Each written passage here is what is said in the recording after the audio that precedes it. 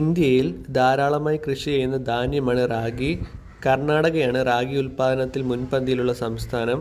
മറ്റു ധാന്യങ്ങളെ അപേക്ഷിച്ച് മാംസ്യവും ധാതുക്കളും ഏറ്റവും കൂടുതൽ അടങ്ങിയിട്ടുള്ള റാഗിക്ക് പഞ്ഞപ്പുല്ല് എന്ന പേരും മുത്താറി എന്ന പേരുകളുമുണ്ട്.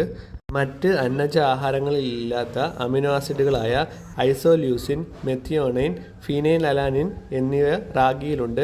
കാൽസ്യത്തിൻ്റെയും പൊട്ടാസ്യത്തിൻ്റെയും കലവറയാണ് ഈ ചെറുധാന്യം. ഇരുമ്പ് ധാരാളമായി അടങ്ങിയിട്ടുള്ളതിനാൽ ഹീമോഗ്ലോബിൻ കൗണ്ട് കുറഞ്ഞവർക്ക് ഇത് നല്ലതാണ്. ജീവകം സി, പ്രത്യേകിച്ചും വൈറ്റമിൻ B6, ഫോളിക് ആസിഡ് എന്നിവ റാഗിയിലുണ്ട്. ഡയറ്ററി ഫൈബറും നാരുകളും പോളിഫിനോളും ധാരാളമായി അടങ്ങിയിട്ടുള്ളതിനാൽ antioxidant, anti diabetic, anti microbial ഗുണങ്ങൾ ഇതിനുണ്ട്. ട്യൂമറുകൾ, രക്തക്കുഴലുകൾ ചെറുതാകുകയും കട്ടി കൂടുകയും ചെയ്യുന്ന അതിറോസ്ക്ലീറോസിസ് ഇവയിൽ നിന്നൊക്കെ റാഗി സംരക്ഷണം നൽകുന്നുണ്ട്. കൊഴുപ്പ് വളരെ കുറഞ്ഞതാകയാൽ റാഗി വളരെ വേഗം ദഹിക്കുന്നു. അതുകൊണ്ട്